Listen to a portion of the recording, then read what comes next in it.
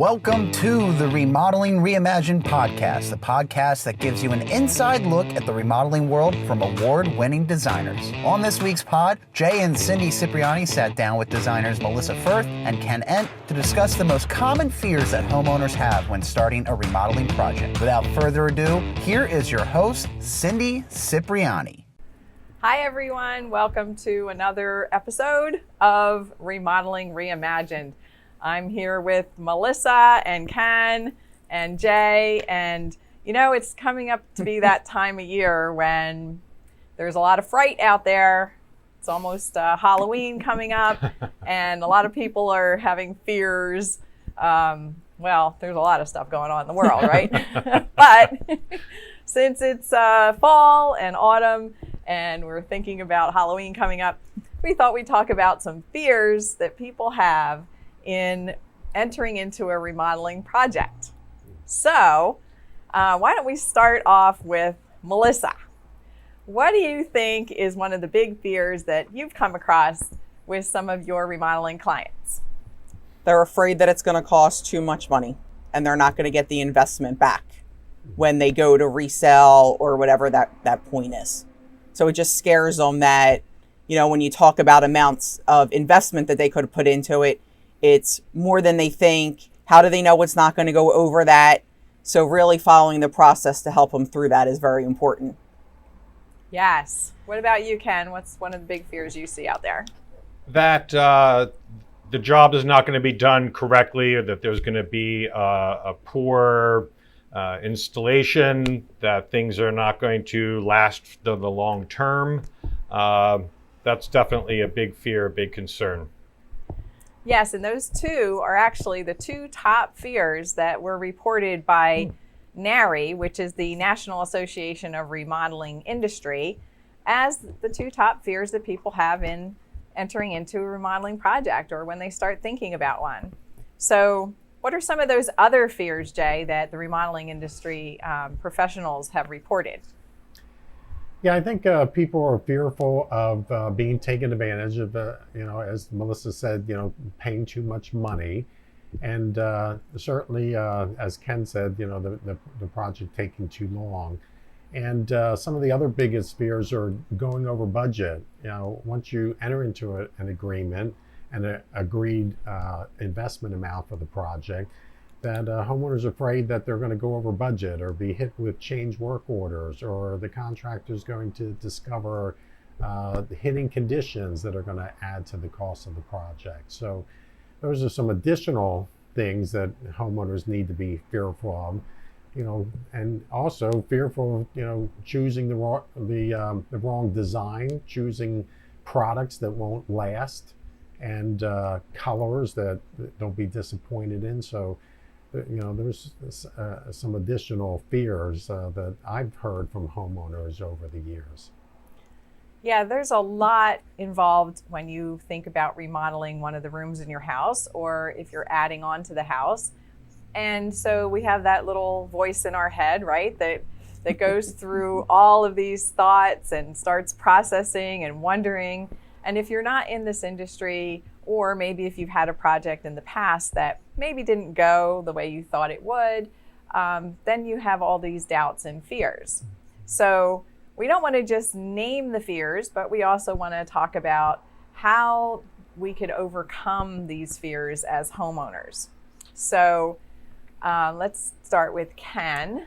Let's go back to the return on investment, which was one of the really big ones. You know, most people have a home, it's their biggest investment of their life, and they say, you know, I just really don't want to put too much into the house, because if I go to sell, then maybe I won't get, you know, the money out of it. How do I know if it's putting too much into this one project? Maybe there's several projects that they have down the line.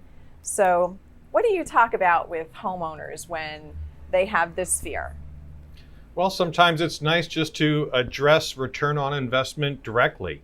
So we have great information from Remodeling Magazine. They do a survey each year that will tell you what the general return on investment is for each type of project, as well as the different levels of change that you do. So a mid-range project or a high-end project are all data that is collected so that we can give you some real-world collected data on what you can expect to return on your investment. But we also want to say, well, what is your time horizon for being in the house? Will you be there for maybe 2 or 3 years? Is this something that you're going to be in the home for 10 or longer? So that we can evaluate what are the types of changes that would best suit you so that you are getting the right return. So something that is on a 2-year time horizon might be more making selections and quality of materials that you're going to get more of a return on. So you're also thinking in terms of design for what future buyers might like. The people who are going to be in their home for multiple years, they intend to be there for the rest of their life foreseeably, then we definitely encourage people to make decisions and changes based on what's going to satisfy you. So that can relate to, again, the level of finishes, but also customization, putting in creature comforts or things that you've always wished for and desired to be part of that project because you're going to benefit from them. It's funny, Yes. Ken, I'm working with a customer right now, and we had done a minor kitchen renovation for them a couple years ago. And now they want to, spruce up some bathrooms and maybe do new floors and do this because, they want to move in 2 to 3 years. So they're thinking, okay, we want to enjoy it for the time that we're here. But also when somebody walks through our house, they want it to appeal to a lot of people. But his fear is, we're the most expensive house in the neighborhood already. How do we go about doing that? So, I gave him the exercise of putting a list together of, what is top on your priority that you want to do. And let's decide what the most important factors are. They might not all get done, but we have to decide what is going to benefit you the most at that resale in that 2 to 3 year time frame. And when I'm working with clients, I often hear that I'm the most expensive house in the neighborhood, or I'm afraid I'm going to become the most expensive house in the neighborhood. And sometimes that's just, that opinion is come about by just guessing.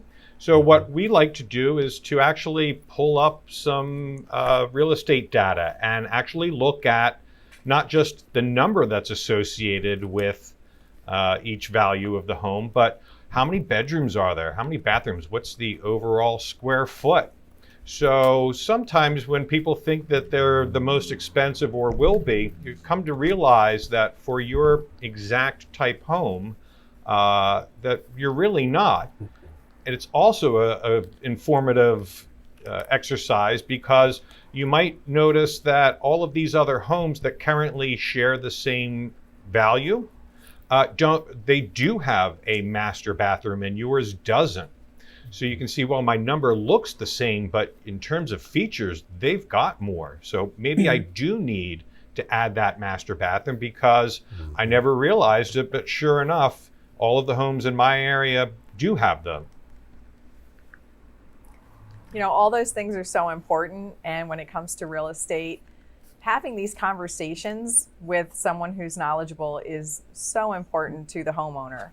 They can check with a local realtor and get information on that. But as design build professionals, we see this all the time, and we like to walk people through getting past that fear and making the right decision for them. And I think that's the most important thing. I was just at a homeowner's yesterday, and they were considering, taking a wall out, opening up some walls, making their kitchen larger, moving the kitchen actually into the dining room.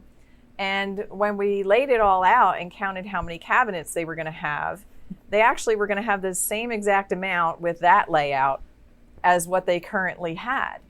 And, his fear was, gee, I'm going to spend all this money to remodel and have a bigger kitchen, but we don't have any more storage than we actually have now.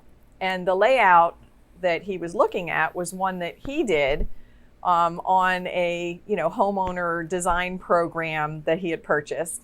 And so by taking the time to really lay it out with them, he could see that, wow, I really do need a professional to help me walk through this.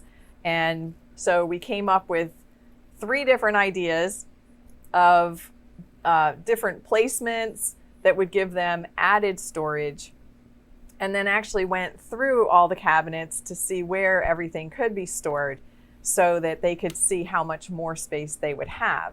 So he kept apologizing and saying, oh, we're problem clients. I'm so sorry this is taking so much of your time. And I said to him, please don't apologize, because you are investing in your home, and we want you to be not only thrilled with this, but to get as much for your remodeling dollar as you can and have that wow factor. So, it's really important to take your time and don't go with somebody who's going to rush you through the process and just try and sell you something. This is an investment that we're making in your family and not just your real estate. So, Jay, Cindy, do you have any? Oh, go ahead, Ken. I just wanted to follow up that with what you said, because I think, when you're looking at your storage and really trying to figure out how much and the different types of storage, that is another idea of return on investment beyond just the dollar. Yeah. But when you're doing a big project like this, and as you said, it's a big investment, getting the organization and the storage and the countertop space that you really desire is something else that really needs to be analyzed and figured out, and work with a professional who can show you the different options. Like you said, that I guess the takeaway is that's another way for a homeowner to look at getting the best return on investment for doing a project like that. I recently did a small project for a realtor. And one of the questions we always ask, how long are you planning on staying in your home? And he turns around and tells me 6 months. So I said, well, what am I doing here then? We're doing a bathroom and you're putting your house up on the market. And he said, our house is older and had some updated things. They had to invest money in it to get the price they wanted at the point of putting it up for sale. And he explained to me that a lot of younger homeowners don't have the money to go and do a renovation, but they can get more money for a mortgage, so they can pay a little bit more for a house that's updated and gives them everything they want, more than when they walk in a house and say, oh, it needs a kitchen, it needs a bathroom, we have to put $100,000 into this that they don't have. When they spread it out over 15 or 30 years of their mortgage, their house they can afford is actually more. So his thing was like an instant return on investment that he was going to get. Yeah, it's interesting that Remodeling Magazine has that cost versus value report. And it reports back that kitchens and bathrooms are the best place to invest your money. Normally in certain areas of the country, you can get back 60% of the investment at resale time. So, great places to invest money is into the kitchen, into the bathroom. Those are typically the first rooms that potential buyers, look at when they walk into a house that's up for sale. They want to see, what does the kitchen look like and what do the bathrooms look like? So, and if they are in great shape and look fantastic, it makes the house more valuable. So the seller can, ask for more money because they recently updated the kitchen or bathroom. So kitchens and bathrooms, big return on your investment and resale time. Yeah, the funny thing too is that most homeowners who are considering doing a pretty large remodel aren't considering moving. Mm-hmm. And when you ask them, well, how long are you going to stay in your house? They'll say, oh, this is our forever home, or we intend on, retiring here, or yeah, I can't see us moving. We just want this to be beautiful for us. But then later in the conversation, they'll say, well, what if we want to sell? What if something changes? We don't want to invest too much and then not be able to have that option to sell and move. And so, it has to be a nice balance there. and also take them back to their original statement of how long are you actually going to be here? Don't remodel for the next person if you're going to be here for more than 10 years, because that next person may buy your house because they like the location and would rip out a brand new kitchen that you put in. So return on investment is a huge conversation and one to have for sure. But another one that most people are afraid of is that even though they know what their investment they want to be, they're afraid that their project is going to go over budget. So let's address that. Sure. Melissa, how do you address with people when they say, oh, I've heard that you have to add 10% or a certain percentage onto the cost of the project because there's always going to be cost overruns? I think everybody's so used to watching HGTV, and when they do renovations, the first thing they realize day one is they go to take down the wall and the wall can't come down. Whether it's because there's piping, ductwork, or something like that. Well, I joke with people, we want to know that now or soon. So that is one of the things we're going to find out early in the process is, can that wall come down? Can those soffits come out? So we don't want it to be a surprise at the end. We want to know why we're doing the project. So if it is an additional cost, we know early on, and sometimes then we have to substitute doing something else to still keep that overall investment. So doing the homework and doing a full scope of what you want done prior to construction is a very big part of staying on track with what that investment range is.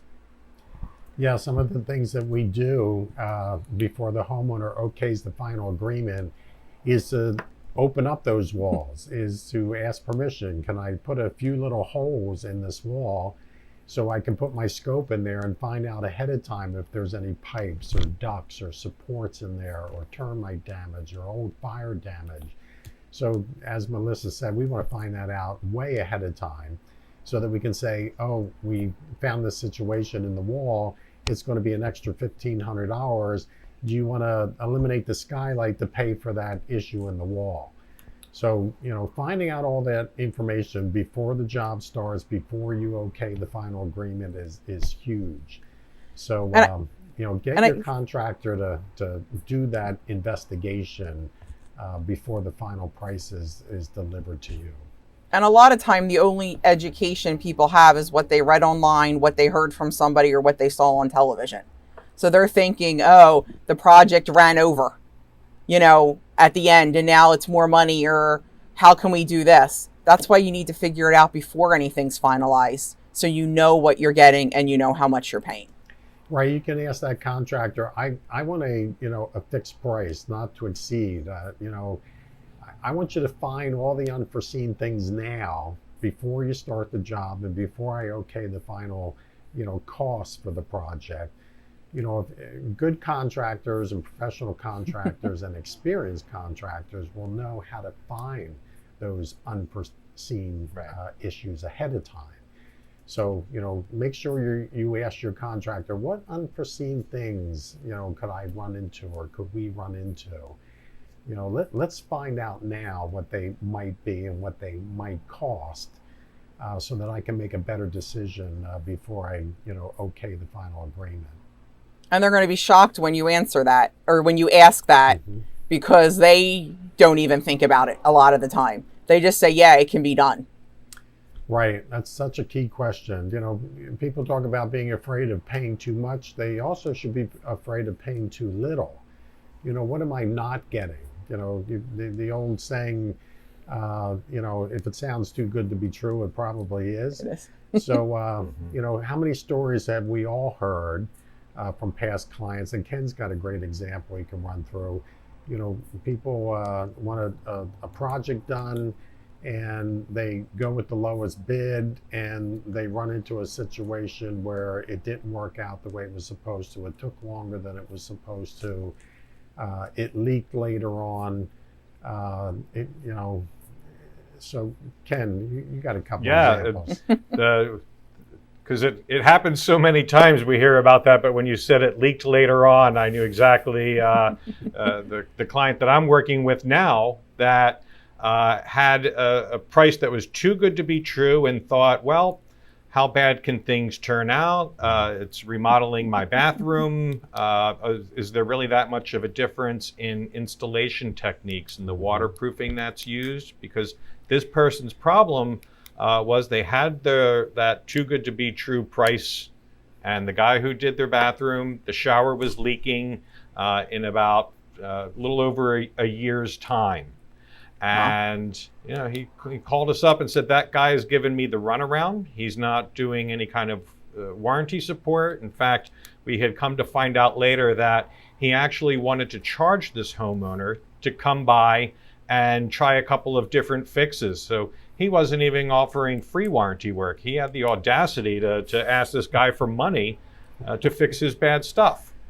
And so Jay and I went out and we got in there and investigated and found the source of the leak.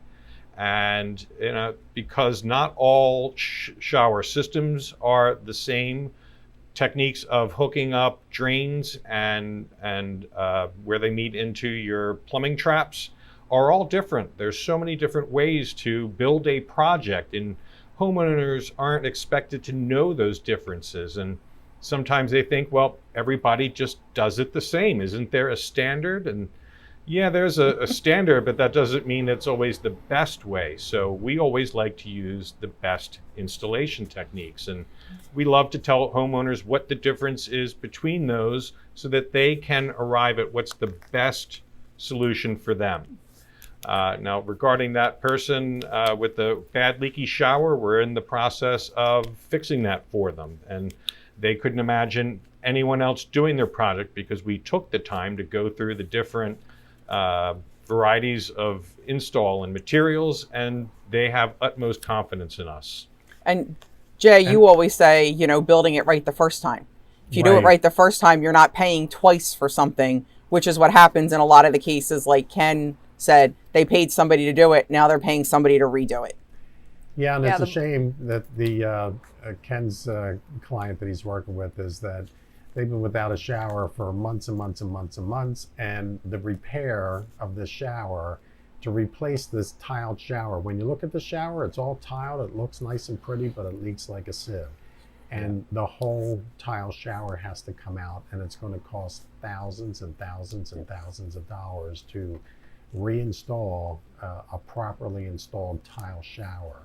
So they saved money in the beginning, but they had a lot of aggravation, and they ended up, you know, paying what they should have paid in the first place now. Yeah, the so company, the most expensive project is one you have to pay for twice. Oh yeah. We send out a newsletter to, you know, a lot of our homeowners or previous, you know, customers. And about a month or so ago, somebody responded and said, should have gone with Cipriani. We went with somebody else, and they just went on to list 5 or 6 things that are wrong with the project, not even 6 months later. So a lot of times these people realize, you know, they think they're paying a less expensive price, but you're getting less expensive quality in every aspect of it. And it's really educating, you know, the consumer that it does cost a little bit more money to do it right. Yeah, there's a great article that Consumer Reports wrote, and it talked about slowing down the process in the beginning. You know, a lot of homeowners will meet with 3 contractors. They'll see a cost that they think is a really good deal, and they jump right into the project, and they start the project, and they start to find out that you know, the contractor wasn't providing the quality, the experience, the service that they were expecting. And you know, it's a great article that talks about doing your homework before you okay the final contract or the final agreement. Slowing down, doing your homework, looking at several different designs, looking at all the different products that are out on the market, you know, the good, better, and best of all of them, the price points of all of them, what's going to, you know, best suit the needs of the family and your lifestyle, and is it appropriate to work within the existing house systems. So you know, can't say enough about that article where it talks about slow down, look at all the different possibilities as far as the designs, the colors, the textures, the materials that are out there, the installation techniques, as Ken mentioned. You want to have a great experience at the end. You don't want to be butting heads with your contractor halfway through the project. That is the worst thing to have to go through. So, homeowners are afraid of a lot of things, and I hope they're picking up some tips from us. Yeah, so I think that if one of your fears is that you're not going to get the right return on investment, the best way to know what you're doing is to take your time, so that you can evaluate the decisions that I'm making are going to get me the best return, but I'm really thinking about everything. So a lot of times each of these fears can be addressed just by simply slowing down, going through an organized process like we have, and making smart decisions with an expert, whether that's a kitchen expert or bath experts like Melissa and I are, or a construction expert like we have with our project managers and in the field who know how to build things and deal with some of the complications that jobs can sometimes have. If your build is just simple, anybody can do it, but you really need the right experts on both the design and the project management and in the field craftsmen if your project is anything other than the standard typical. And I think people, consumers are afraid to have that conversation. They're afraid to tell you what scares them, or, the biggest thing for homeowners, it's okay to ask questions. We're here to help you. If you don't tell us what you're fearful of or scared of, we don't know how to explain it to you or to make sure, that's covered. If you're afraid that, there's no warranty or it's not going to be waterproof, ask those questions. Communication in a project is very important, and that helps make sure that all your fears are addressed, during a project. And don't wait until the end. Ask in the beginning, make sure you're choosing the right contractor that fits your project and fits, what you're looking for. I often tell people that anybody can do your bathroom. It's how we get there and it's how it's done is what makes the difference. Right, finding a contractor that has great listing skills, great communication skills, great organizational skills. That way, when you start seeing that in the beginning, before the job starts, you're going to say, I think I picked the right contractor. I feel safe. I feel comfortable. I feel much more educated about the entire process. So once the project starts, it should be a nice, smooth project. Yeah, and one of the things is too that people are concerned about choosing the right contractor. Sometimes I'll hear people say, "Well, I chose this person because he seemed like a nice guy. He seemed like he knew what he was doing, or he got a referral from somebody who knew a guy." So who knows a guy? Knows a guy. Somebody knows a guy. Everybody knows a guy, right? Or a girl. So don't take that contractor's word for it. And I say that because everybody can say they do a great job. We can say we do a great job. Instead, go see jobs. Ask to go see a job that's actually currently being done so that you can talk to that homeowner and get their firsthand experience of what they're experiencing during that job, how smoothly it's running, if there's any problems with communication, if they're getting what they said they were getting. Go see it, and then ask the contractor, can I go see a job that you did 10 years ago? And ask that homeowner about warranty issues, about how things held up, how much they were in touch with that contractor. If the contractor's even been in business for 10 years. Sometimes contractors will go bankrupt and they'll open up under several different names. Yep. And so you want to ask them, let me go see somebody that you did 10 years ago and talk to that homeowner. So, in order to quench fears, you have to go to the source, and the source would be another homeowner just like you who is going through a project or who has gone through a project. And then you're going to really get the true story.